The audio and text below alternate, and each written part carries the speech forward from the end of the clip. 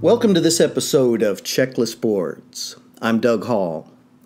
Today's story is Patient Participates in His Own Surgical Timeout Process. May I have your attention, staff? This is Mr. Hall, and he'll be participating in our surgical timeout. That was the announcement I heard as I lay on the operating room table.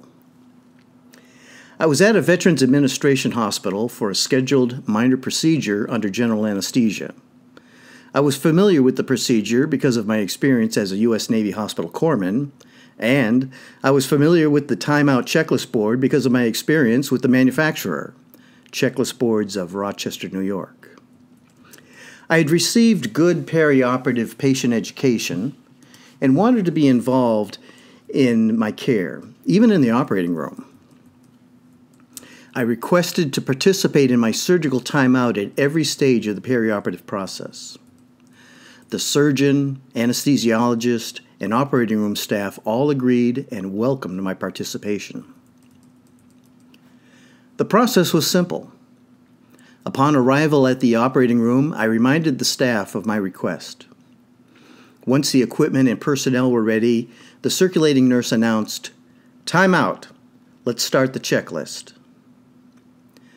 The room was silent as each line item was read and confirmed as correct by the staff. It was easy to follow the process, and it gave me confidence that the equipment and personnel were ready to start the procedure.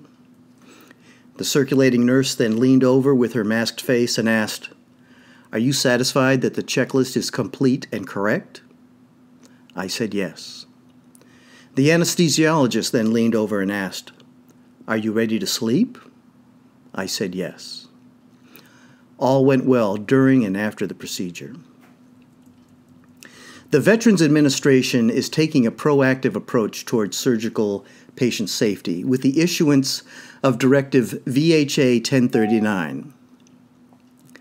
It provides policy on the specific steps needed to ensure all surgery is performed on the correct patient, at the correct site, and, if applicable, with the correct device and implant. The need is reflected in the statistics for never events, those mistakes that should never happen, said Rick Taylor, president of Checklist Boards. For example, wrong procedure, 1,000 plus times per year. Wrong site or site, 1,000 plus times per year. Retained items, over 2,000 times per year. Checklist boards are now in 43 Veterans Administration medical centers and hundreds of hospitals across the country. They're used in operating rooms and in different departments that perform invasive procedures. They are even used for stat surgeries. Before and during a stat surgery, essential preparations and procedures can be missed.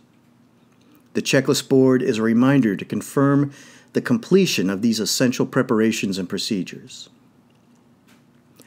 I hope more hospitals will invite their patients to participate in their care, including the perioperative timeout process. As the use of surgical checklists and timeouts become routine for all invasive procedures, patient safety will increase and never events will decrease. Contact Checklist Boards for expert ideas on developing a timeout checklist campaign at your hospital. Contact Rick Taylor at checklistboards.com, 585-586-0152.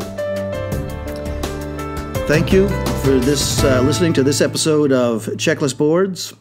Tune in next time for the next story in patient safety.